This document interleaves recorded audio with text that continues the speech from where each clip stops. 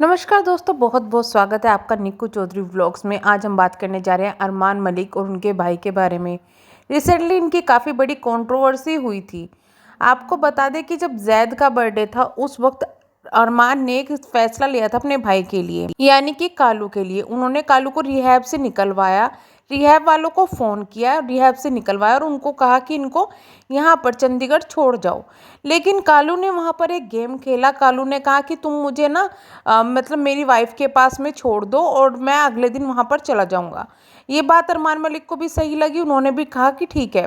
कालू वहाँ पर गए, लेकिन कालू ने क्या किया, वहाँ पर अपनी वाइफ के साथ और बच्चों के साथ काफ़ी ज़्यादा मारपीट की। घर का सामान तक तोड़ दिया गया। इतना ही नहीं, कालू जन्मदिन पर भी नहीं पहुँचा। तभी एक वीडियो आती है सरोज की, जो कि है कालू की वाइफ। उन्होंने बताया कि अरमान मलिक ने कालू को बाहर तो निकाल दिया रिहैब से और हमें फंसा दिया, यानी कि हमारे साथ मारपीट की गई। जिसके बाद में जो सरोज है, उन्होंने कालू को रिहैब में भिजवा दिया और रिहैब में भिजवाने के बाद उन्होंने खुद वहाँ से घर छोड़ दिया। कालू उस वक्त घर पर ही थे, खुद वहाँ से घर छोड़कर चली गई। फिर जो है अरमान वहाँ पर पहुँचते हैं अपने भाई के पास में, उनको रिहैब में भिजवाते हैं। घर की कंडीशन वहाँ पर खुद बहुत ज़्यादा ख़राब थी। रिहैब में भिजवाते हैं और उसके बाद खुद वापस आ जाते हैं और कहते हैं सरोज से कि तुम वापस चले जाओ। सरोज अपने घर वापस नहीं जाती। इतना ही नहीं, सरोज ने जाके एफआईआर भी दर्ज करवा दी थी अपनी मारपीट के लिए। इतना कुछ हुआ और यूट्यूब पर इसके लिए काफ़ी ज़्यादा हंगामे भी हुए। इसके बाद में अरमान मलिक के दोनों बच्चों का जन्मदिन आया, अयान और तूबा का। तो वहाँ पर अरमान मलिक ने कुछ भी डिक्लेयर नहीं किया था, बस बर्थडे वाले ब्लॉग में ही ये बात कही थी कि सूरज ही जो उनके भाई है कुलदीप को लेने के लिए गया हुआ है। आपको याद दिला दे कि अरमान मलिक ने इसी बीच में एक वीडियो भी डाली थी, जिसमें अरमान मलिक ने अपने भाई के लिए ये बातें कही थी कि कुछ भी हो जाए, मैं अपने भाई को कुछ होने नहीं दूंगा, चाहे मुझे उसे ज़िंदगी भर रिहैब में डलवाना पड़े, मैं उसे नशे के चलते उसकी जान को कुछ नहीं होने दूंगा। इस तरीके के इशारे किए थे, चाहे मुझे उनके ऊपर कितनी ही कैद रखनी पड़े या कुछ भी करना पड़े, पर मैं अपने भाई को बचा के रखूँगा। तो फिलहाल क्या हुआ कि सूरज वहाँ पर गए, सूरज खुद उनको वहाँ से लेकर आए, यानी कि कुलदीप को वहाँ से लेकर आए। जन्मदिन बना और जन्मदिन में कुलदीप भी शामिल हुए। नेक्स्ट एक और वीडियो आती है अरमान मलिक की, जिसमें अरमान मलिक काफ़ी ज़्यादा नाराज़ थे रिहैब वालों से, क्योंकि रिहैब वालों ने जो कुलदीप है उनके साथ मारपीट की है। इतना ही नहीं, उनकी उंगली को भी चोट पहुंचाई है, उनकी उंगली तोड़ दी गई है रिहैब वालों के द्वारा। अब आप सोच सकते हैं कि किस तरीके का बिहेव किया जाता है। और ये पहली बार नहीं है, ऐसा बहुत से रिहैब सेंटर में होता है। आपको मैं एक बात बता दूं कि अरमान मलिक की एक पुरानी वीडियो मेरे सामने आई, जिसमें वो कालू भैया को रिहैब में भिजवा रहे थे। कुछ लोग उन्हें लेने के लिए आए हुए थे, रिहैब में भिजवा रहे थे। वो अगर मुझे वीडियो मिलती है तो अगर किसी को लिंक चाहिए तो मैं नीचे शेयर कर दूंगी। अगर कोई मुझसे मांगेगा तो मैं लिंक शेयर कर दूंगी, मुझे मेरे पास में हिस्ट्री में पड़ी होगी। तो वहाँ पर देख सकते हैं कि कालू भैया के पास में कुछ नशे की चीज़ें मिली गई थी, जिसके बाद रिहैब वालों को बुलाकर बकायदा उनको वहाँ पर पहुँचा दिया गया था। काफ़ी दुख भी उन्हें देखकर लग रहा था कि किस तरीके से रिक्वेस्ट करे थे, लेकिन वो भी मजबूर थे। वहाँ उनका पूरा कमेंट सेक्शन इसी चीज़ से भरा हुआ था कि प्लीज़ आप इनको वहाँ मत भेजो, वहाँ बहुत बुरा बिहेव होता है, मारपीट होती है और ये लोग सिर्फ यहीं अच्छा दिखा रहे हैं। वहाँ उनके साथ में जिन लोगों को नशा मुक्ति केंद्र में भेजा जाता है वो कभी सुधरते नहीं हैं, ऐसा वहाँ पर लिखा जा रहा था। बहुत सारे ऐसे कमेंट थे कि वहाँ मारपीट होती है, ये सब चीज़ें, कि आपका भाई नहीं सुधरेगा, आप वहाँ मत भेजो। तो अभी ये चीज़ें सामने आई है खुलकर, जब कुलदीप के साथ मारपीट हुई है और ये बात अरमान मलिक को पता चल गई है। अब अरमान मलिक ने अपने भाई के लिए एक बड़ा फैसला लिया, और शायद वो भाई के लिए नहीं, काफ़ी लोगों के लिए, जो कि अपने जो परिवार वाले सोचते हैं कि भाई हमारा जो परिवार में इस तरीके का सदस्य है जो नशा कर रहा है, उसको अगर हम वहाँ पर भेज दें नशा मुक्ति केंद्र में तो वो शायद सुधर जाए।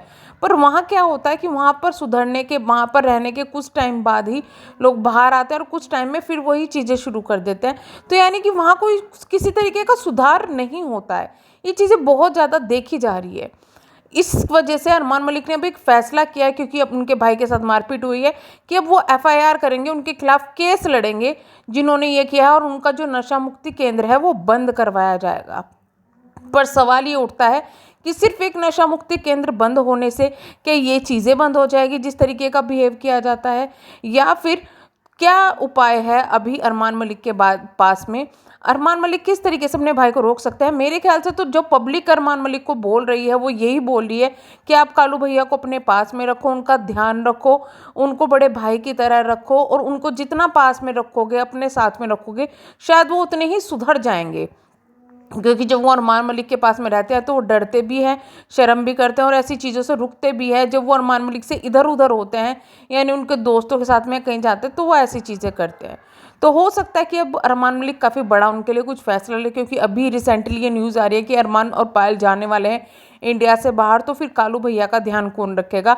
इतना ही नहीं, कालू भैया पर भी काफ़ी ज़्यादा जिम्मेदारी हो जाएगी, क्योंकि 4 बच्चे घर में हैं और कृतिका भी घर में रहेगी, तो काफ़ी बड़ी जिम्मेदारी हो जाएगी। इतना ही नहीं हो रहा है कि कालू की अपनी खुद की फैमिली जो है वो भी टूटी हुई है। तो अभी देखना ही होगा कि अरमान मलिक क्या फ़ैसला लेते हैं, क्या अपने भाई के फेवर में कुछ फ़ैसला लेंगे या फिर भाई भाभी को बुलाया जाएगा वापस। पर जो भी होगा अभी तो देखने के लिए मिल रहा है कि भाई जो डिसीजन अपने भाई के लिए अरमान मलिक लेते आ रहे हैं, तो यूट्यूब पर एक रिश्ते की मिसाल है। मेरे ख्याल से अरमान मलिक काफ़ी ज़्यादा अच्छा कर रहे हैं, अपने भाई के लिए पूरा ध्यान रखा जा रहा है, सब कुछ अच्छा करने की कोशिश कर रहे हैं। तो भले ही अरमान मलिक की इमेज कितनी नेगेटिव हो, लेकिन अगर फैमिली के बारे में उनकी बात करें कि फैमिली जो है, तो फैमिली मैन तो उनको कहा ही जा सकता है। इसके अलावा बच्चों का जो जन्मदिन है वो काफ़ी ज़्यादा धूमधाम से बना है। इससे पहले जैद का जन्मदिन था, जो कि लोगों को बिल्कुल भी पसंद नहीं आया था, और अयान तुबा का जन्मदिन काफ़ी ज़्यादा पसंद आ रहा है। अरमान मलिक ने काफ़ी कुछ चीज़ें पब्लिक की सुनी है और उसके बाद में कुछ फैसले लिए थे अपने बच्चों के जन्मदिन के लिए, जैसे एंट्री अलग तरीके से कराई जाएगी, ये फैसला लिया था। इसके अलावा बहुत सी चीज़ें कि अब वेन्यू भी चेंज कर दिया जाएगा और पब्लिक भी जो है वो ज़्यादा बुलाई जाएगी। बहुत सारी चीज़ें डिसीज़न लिया था और तीनों ने ही मिलकर वहाँ पर तैयारियाँ की थी, तो काफ़ी ज़्यादा पब्लिक को भी पसंद आ रहा है। और इतना ही नहीं, अरमान मलिक की वो वीडियो भी ट्रेंडिंग पर जा चुकी थी। वैसे जैद के बर्थडे की जो वीडियो थी वो भी ट्रेंडिंग पर थी और ये वीडियो भी ट्रेंडिंग पर जा चुकी है, जिससे अरमान मलिक काफ़ी ज़्यादा खुश है और ये चीज़ें उन्होंने शेयर भी करी है अपने ब्लॉग में। रिसेंटली उनका एक व्लॉग आया जिनमें उन्होंने गिफ्ट ओपनिंग की है। काफ़ी यूट्यूबर्स ने उनको जो गिफ्ट हैं वो दिए हैं और उनको काफ़ी गोल्ड के और सिल्वर के भी काफ़ी ज्वेलरी मिली हुई है। सो हम तो ये कहेंगे कि भगवान उनके बच्चों को लंबी उम्र दे। और आपका क्या कहना है इस बारे में?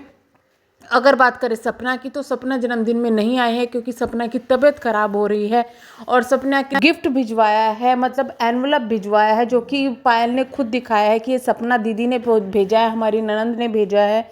यानी कि सपना का आने का मन तो था, रिश्ते तो सुधर रहे हैं, लेकिन बस ये है सपना की खराब तबीयत के चलते हुए ये नहीं हो पाया है। अब लोग सपना के लिए भी अरमान मलिक से एक रिक्वेस्ट कर रहे हैं कि प्लीज़ आप सपना को अपने पास में लेकर आ जाओ और उनको एक अच्छे से डॉक्टर को दिखाओ, क्योंकि इस वक्त सपना को भी एक अच्छे डॉक्टर को दिखाने की काफ़ी ज़्यादा ज़रूरत है।